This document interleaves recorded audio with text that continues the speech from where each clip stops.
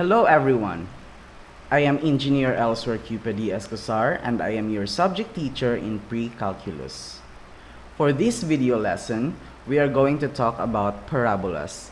Before we are going to discuss about these parabolas, let us first identify the competencies that we are expected to learn after watching this video lesson. First is you should be able to define a parabola. Next, you should be able to define the standard form of the equation of a parabola. Third, you should be able to graph a parabola in a Cartesian coordinate plane. Fourth, you should be able to describe and discuss the parts of a parabola. Fifth, you should be able to convert the general equation of a parabola to its standard form and vice versa.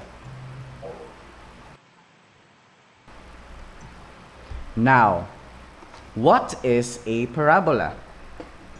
A parabola is a set of all points in a plane equidistant from a fixed point and a fixed line. The general and standard equations of a parabola.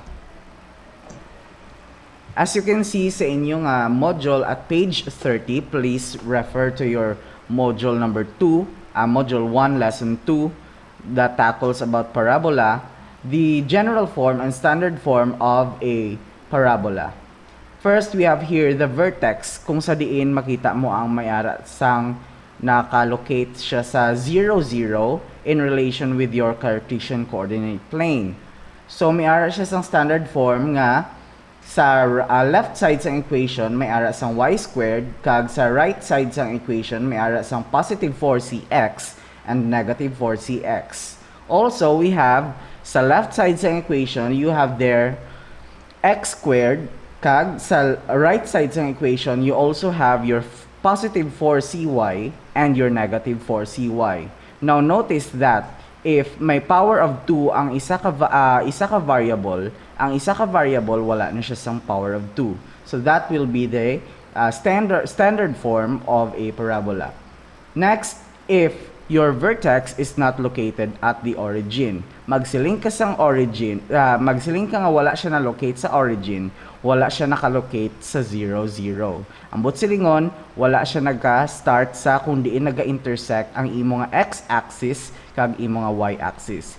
For review sang aton nga Cartesian coordinate plane, I will link a video para mas maklaruhan ninyo or mas makarecall ka mo sa inyong lessons before about Cartesian coordinate plane. Now, let us proceed. Speaking of, ang vertex mo nga ara sa h and k or sa x and y, so, ang h is connected to your h and your y is related to your k. So, always remember that. So, if sa left side sa equation mo, you have there y minus k squared, the quantity of y minus k squared, sa right side sa equation mo, ara da nakalocate ang imong x minus h. Okay? Dayon, depende na siya kung positive ang imong 4c or negative ang imong 4c. Also, if ang imong x minus h ang nakasquare sa left side sa imong equation, you will notice that at the right side of the equation, y naman siya nakasquare ang imo nga y minus k. Kagin parisan siya sang 4c nga positive kag 4c man nga negative. Para mas maklaruhan ta ni siya, i-discuss ta ni siya later on.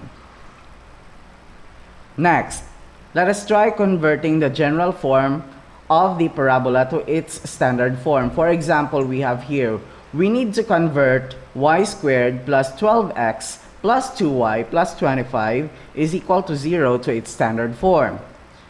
Now, what we are going to do is we are going to transform or transpose your 12x and your 25 to the right side of your equation. Nga ata na siya i-transpose. Kay man, grupuhon ta to ang various variable kag sang may power of 2, in this case, ang may power of 2 mo is your y, such that y, nag-y squared siya. Tapos, ang wala sang y nga variables, isaylo ta naman siya sa piyak. In this case, ang imo nga 12x kag imo nga 25. So what will happen sa imo nga positive number? So ang imo nga positive number or ang imo nga negative number, pag i-transpose mo siya sa kabila nga side sang imo nga equation, ma-change ang iya nga sign. So in this case, your positive 12x became your negative 12x, and your positive 25 became your negative 25. Okay? Next, diin siya naghalin ang positive 1 sa left side sa equation and sa right side sa imo nga equation. So, ma-review kita kung paano mag-completing the square. So, in completing the square, originally, di ba, may ara ta sang y squared plus 2y sa left side sang aton nga equation. We are just going to identify the values of your letter A and the values of your B. So, ang values ng imo A in this case is equal to 1 and the value of your B is equal to 2.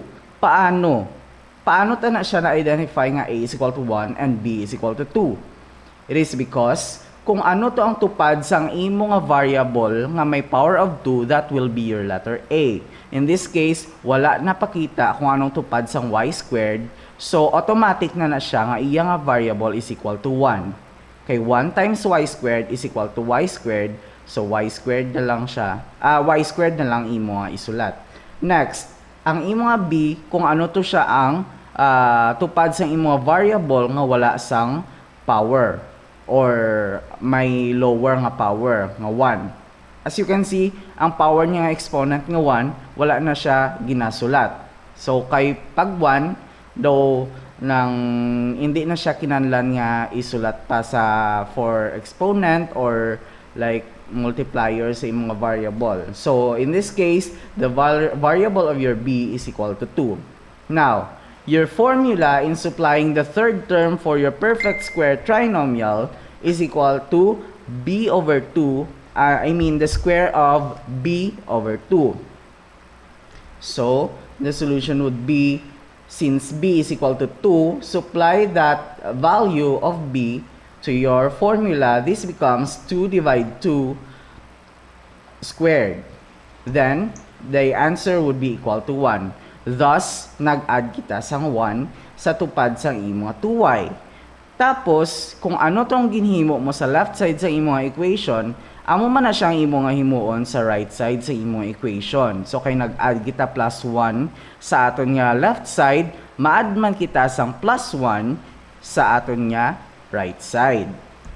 Next, himuon ta siya nga square of binomial ang aton nga perfect square trinomial. So kung ano tong imo nga gin-add, so in this case 1, positive 1, amo man lang na siya imo isulod sa imo nga parenthesis kag butangan sang exponent. Ang imo nga exponent sa y wala na nadula na kay ato naging butang sagwa sa imo parenthesis. Ambot silingon kung ang y plus 1 multiplied by itself, halimbawa y plus 1 kag y plus 1, mabalik lang na siya japon sa y squared plus 2y plus 1. Next, just add negative 25 and 1. It becomes a negative 24. Next, factor out your 12 sa imo nga right side sang equation. Because sa aton nga original nga standard form sang aton nga parabola, as you can see, isolated ang tanan nga constant, ginpagwa naton siya sa aton nga, or gin-separate naton siya sa aton nga x variable. So now, kay ang tupad sa imo nga x is 12, ipagwa taman ang 12 sa aton nga 12x minus 24. So pag factor out naton sa negative 12, kay dapat ma-positive ang x, ma-positive ang 2 because negative 12 plus 2 is equal to negative 24. And negative 12 plus times x is equal to negative 12x. So gabalik-balik lang man siya Japon, and this is now your final answer for your standard form of your given problem. Now, let us now proceed to converting the standard form of the parabola to its general form. We have here an example that states convert the quantity of y minus 3 squared is equal to 7 multiplied by the quantity of x minus 8 to its general form. Now the solution.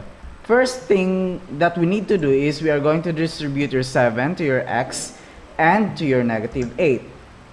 And this becomes 7x minus 56. After which, we are going to square your binomial sa aton nga left side sa aton nga equation, that is y minus 3 squared. So what is the square of this binomial? So first we need to square the first term, that is y squared, and then square the second term, which is negative 3 squared is equal to a positive 9. Next, for your second term, you're just going to multiply y and your negative 3 by 2.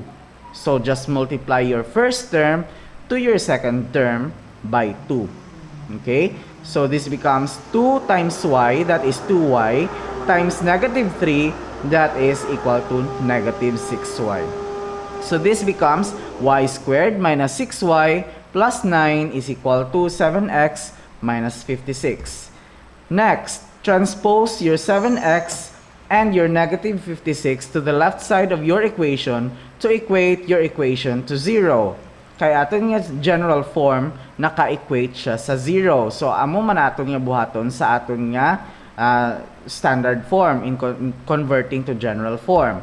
This becomes y squared minus 6y plus 9 minus 7x plus 56. And then, while doing so, makita natin nga ang may ara ta duha ka constant, which is equal to 9 and 56. Now, combining these like terms like 9 plus 56, that is equal to 65.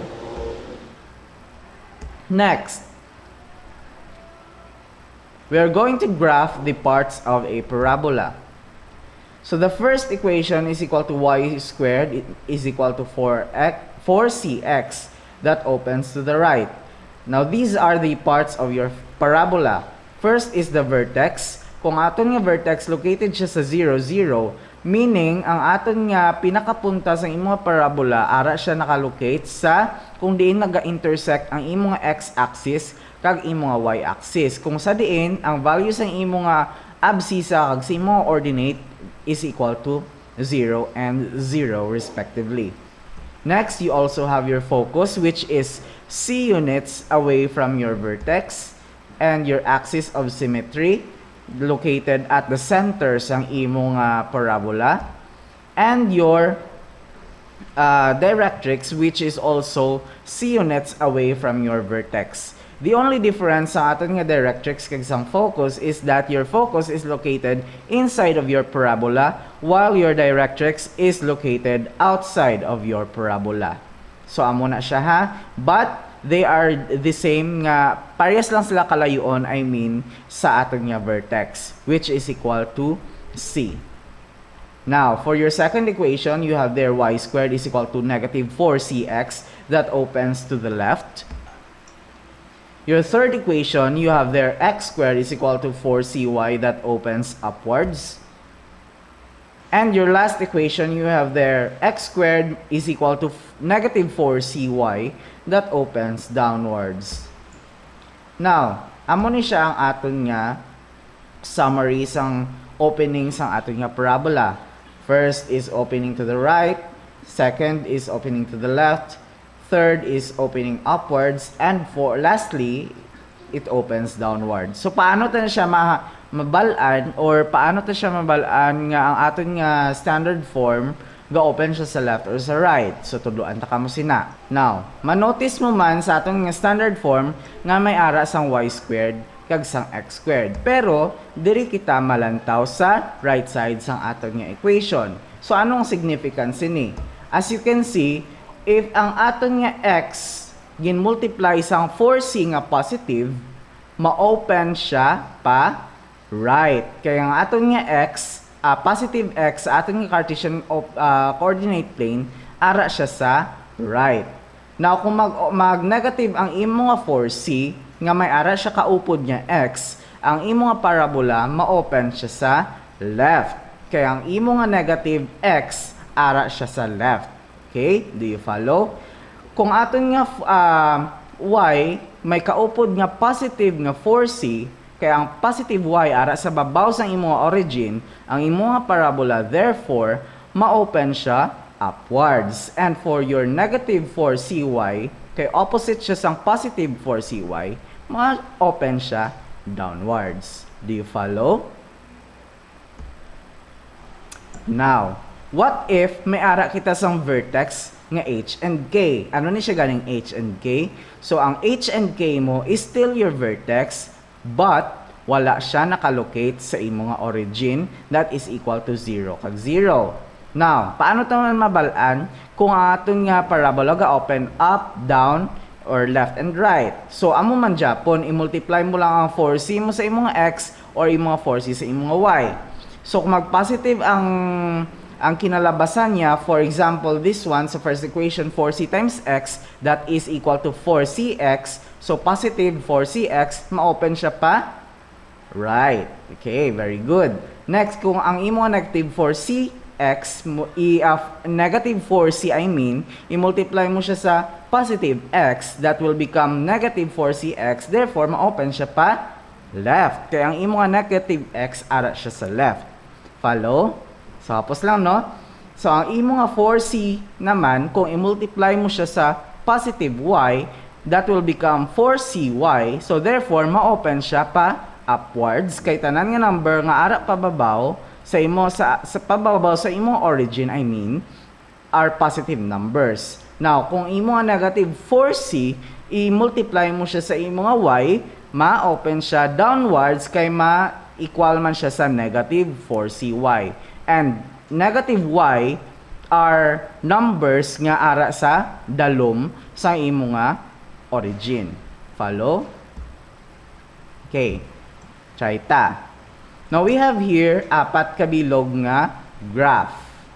First graph, top left nga graph ga-open siya sa left, sa right bottom left ga-open siya pa right.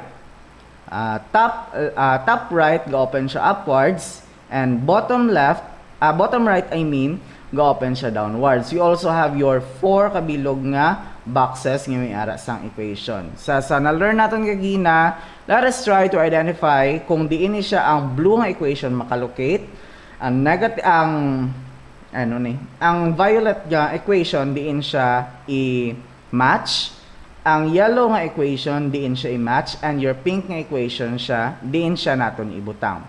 So for blue equation, diin siya, where do you think diin siya dapat nga graph i-match? So kay x ang imong kaupo, dapat ma-open siya pa x man. So kay positive ang x, diin siya ma-open pa right. Okay, so therefore dito siya naka-match sa top left nga graph. Next, your violet nga equation, that is negative 4cx. So x man Japon, it's either opening to the left or opening to the right. So since kay negative siya, therefore ang tanan nga number nga gapa left ga is a negative number, ara siya sa second nga graph. Next, you also have your yellow equation. Now, your yellow equation has a negative 4c and paired with your y. So, kung y, it's either going up or opening up and opening down. Pero kay negative 4c siya, therefore, negative y. So, kung negative y, it will open downwards. Very good. Next, you also have your positive 4cy. It will be matched sa aton nga top right nga graph. So those are your graphs for your respective standard equations kung ang aton nga vertex nakalocate siya sa aton nga origin. Now, may ara naman ta graph kung sa diin ang aton nga vertex, as you can see, wala siya nakalocate sa origin, di ba? So may ara naman kita luwat, apat naman kabilog. So kay wala siya nakalocate sa origin, may value ang aton nga h kag aton nga k. So amo na siyang iyang i-match naman naton sa aton nga mga graph. So for your first equation, ato nga pink equation. So ano nga letter ang ara sa right side sa ato nga equation? That is letter X. So it's either opening to the right and opening to the left. Pero ang imong 4C, is it a positive or a negative number? It is a positive number. So kung positive, ma-open siya pa right. So ang ato nga graph therefore is your top left nga graph. Next equation. Ang aton nga variable sa aton nga right side of the equation is an x variable, and it is paired with a negative 4c. So kung negative 4c multiplied by a positive x, ma-become na siya nga negative 4cx. And then a negative number kung paired with x, ma-open siya pa left. So ara siya sa top right nga graph. Okay? Next, your yellow equation. So atong nga variable nga ara sa atong nga right side of the equation is a y variable, and it is either opening upwards and opening downwards. Since positive yung mga 4c, diin siya ma-open. So ma-open siya upwards. Okay? And of course, your last equation will open downwards because it has a negative 4c and a variable of y sa aton nga right side of the equation. Okay, now let us try to graph our parabola. For example, refer to page 33. Determine the focus and the directrix of the parabola with the given equation. Sketch the graph and indicate the focus, the directrix, your vertex, and its axis of symmetry. For example, number 1, we have here x squared is equal to 12y. So, kay wala partner ang imong x, therefore, ang imong h is equal to 0. Kay wala man partner ang imong y, therefore, ang imong k is equal to 0. So, sa ating standard form, kung mag-0 kag 0 imong h kag k, ang imong vertex, ara siya sa 0, 0. Okay? Next, for your directrix and your focus. Sa ating nga directrix and your focus, sa ating nga standard equation, as you can see, may ara sang 4c, di ba? So, atong nga 4c, therefore, sa atong nga given nga equation, that is equal to 12. Kaya amo man na siya na partner sa y. So, i-substitute na lang sa ating nga equation or sa ating nga formula, that is 4c is equal to 12. And then, simplify your c, that is equal to 3. Kaya hambal natin kagina, ang distance ng imong focus kag directrix are equal to c. Ang kinalain lang nila is because your directrix is located outside of your parabola and your focus is located inside of your parabola. Therefore, the focus and directrix is 3 units away from the vertex. Now, based sa aton nga given example, where do you think naga-open ang aton nga parabola? It is opening upwards. Why? Nga aga open siya upwards. Because ang aton nga right side equation may ara sang positive nga y. Kag di naton nga positive nga y nakalocate, it is above the origin. So kung above the origin siya, ang aton nga opening sa aton nga parabola, ma-open siya upwards. Okay?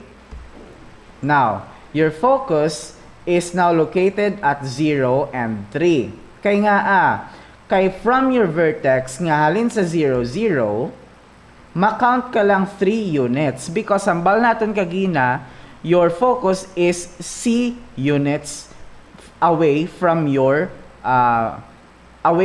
vertex. Therefore, from your vertex, nag-count kita 3. Kaya aton nga values ng aton c is equal to 3 as we have solved kagina. Next, your directrix is also c units away from your vertex, provided that it is outside sa opening sa imong parabola. So therefore, ma-count kita padalom sang 3 units pa kadto sa aton nga y-axis. As you can see sa aton nga PowerPoint. Now, therefore, your directrix is equal now to y is equal to negative 3. Kaya nga naga-intersect siya sa imong nga y-axis. Therefore, your directrix is equal to y is equal to negative 3. solving for your axis of symmetry, your axis of symmetry is equal to 0. Kaya nga ang imo nga vertex is at 0, 0. Diba? Pero nga hindi y is equal to 0. Kay man, kung tungaon ta naton nga parabola into a mirror-like nga pagtunga, ga-intersect siya sa aton nga x-axis. Lantawan nyo bala. Oh? Kung ipahigad ta siya anay kadali. Ibalik ta siya dito sa iya nga original nga position, nag-intersect gid siya sa aton nga x-axis. Remember guys, kung ang imo nga line naga-intersect sa x-axis, therefore ang imong equation x is equal to something something. And if imong nga line parehas kagina sa aton nga directrix, nag-intersect siya sa y-axis, magsiling ka nga intersect, nag-cross siya sa sina nga axis, na y is equal to something of something. Okay? Next equation. Next problem. Still the same, we are going to determine the focus and the directrix of the parabola with a given equation. Sketch the graph and indicate the focus, directrix, vertex, and the axis of symmetry. We have here example number 2, y plus the quantity of y plus 4 squared is equal to negative 8 times the quantity of x minus 5. Now, here, makita natin nga may value na nga aton nga h kag aton nga k. That is equal to negative 5 kag ang tupad sang y is equal to positive 4. Pero ang aton nga vertex diri sa aton nga solution, nag-positive na ang 5 kag nag-negative na ang 4. Nga why sir? Nga aamon sina sir nga ang aton kagina value sa aton nga equation, aton nga given example, negative ang 5. How come nga nag-positive ang 5? It is because kung lantawon naton siya sa aton nga standard equation, ang imo nga original gidjay nga standard equation for your parabola is a negative h, and your negative h, kung ang negative nga standard form, standard nga equation, i-multiply tato sa aton nga negative man nga number nga 5, negative times negative multiplied together, that is equal to positive number. So therefore, kung nag-positive siya, mabutang kita sang positive 5. Kag nga adra ta siya ginbutang sa x coordinate because your negative 5 is paired with your x variable. Dira siya nakapares kung sa diin ang imo nga x variable. Next, ang imo nga negative 4 naman nga anag-amo sina because sa aton nga standard equation again, you have there your negative k.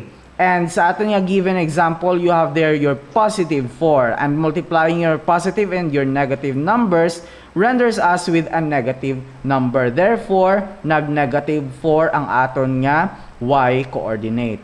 Y coordinate ang 4 because your 4 is paired with your y variable. So it's as easy as that. Hapos lang kaayo dayon tulukon kung ano aton nga vertex once naka-standard form siya. Next, identifying your directrix and your focus.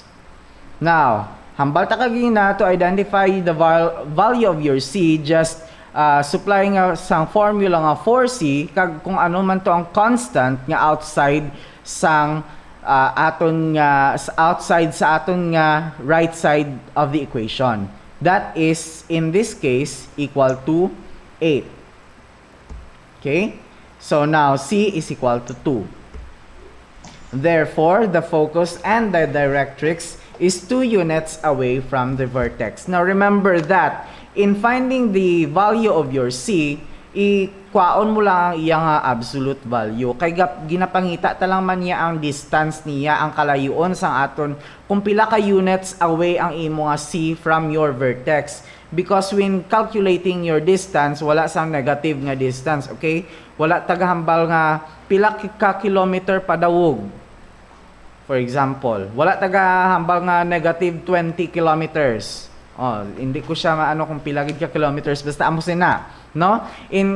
If we are talking about the distance, wala ta sang ga negative nga distance. Okay, so kay nag-calculate kita sa distance of your focus and your directrix, that is equal to C. Ikuhaon ta lang ang absolute value sa aton nga 4C, that is equal to 2. Kay dapat, di ba, ang i-supply na kaginan is negative 8. So in this case, nag-supply lang kita sang positive 8 or the absolute value of your negative 8. Okay? Therefore, the focus and your directrix is 2 units away from your vertex. So naga-open siya pa left because ang aton nga right sa aton nga variable nga ara sa right side of the equation is an x variable. So kung x variable, di ba, hambal ta kagina, naga-open siya either pa left or ga pa right. Pero galing nabalanta nga pa open siya left, it is because ang aton nga 8 is a negative number. So kung ang negative 8 mo i-multiply mo siya sa x, ma-negative 8x. So kung negative 8x, remember that all numbers nga going to the left are negative numbers sa aton Cartesian coordinate plane. So therefore, our parabola opens to the left. Okay, understand? Okay, now your focus, as you can see, kung isipon natin siya, ang graduate or ang kurit ni sa aton nga graph is by 2s. So from 5 and negative 4 gin graph ta siya 5 units horizontally, so 0, 2, 4, between 4 and 6, that is where your 5 is, and then your negative 4 is below your origin. So nag-count kita padalom sa aton nga origin. So count kita 4 units below. So ara na nakalocate aton nga vertex, and from your vertex ma-count naman kita 2 units. So minusan ta lang aton nga 5 by 2 kay mapasulod kita sa aton nga parabola. Mapasulod ta, so ma-minus kita. Pag minus niya, 5 minus 2, that is equal to 3. And ma-plus kita 2, kay mapagawa naman kita, that is equal to 7. Amo naman na siya ang imo nga directrix. Nan. So your directrix therefore is equal to x is equal to 7. Kaya nga x naman siya is equal to 7. Again, your line is intersecting the x-axis. Kung ang imo nga line diin siya ga-intersect, amo na nga variable ang imo i-follow sa imo equation. So therefore, x is equal to 7. Your axis of symmetry, y is equal to negative 4.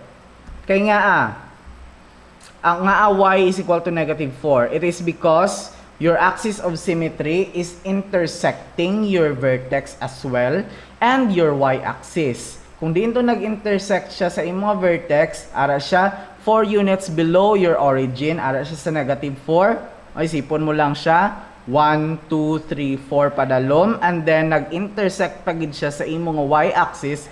Therefore, i-follow ta ang y variable sa atong equation, that is equal to y is equal to negative 4. Okay, now, what if sir naka-general form ang aton nga parabola? So if that's the case nga naka-general form pa aton nga parabola, nakatudlo naman kita kung paano mag-transform sa aton nga general form into standard form. So first things first, first thing we need to do is we need to convert your general form to its standard form. After that, pag na-convert na siya natin into its standard form, we can now identify its vertex. After identifying your vertex, we can now identify your focus. Pag naka-identify natin sa ating nga focus, kaya na-identify ang C, ma-identify naman natin nga directrix. Pag na-identify ta aton nga vertex, ma-identify ta naman aton nga axis of symmetry. If you still have confusion regarding with our lesson topic for today, you can contact me sa akon nga Facebook for clarifications. So I will link my socials for the next part of the video. So I'll see you soon. I hope you enjoyed our lesson for today and happy studying.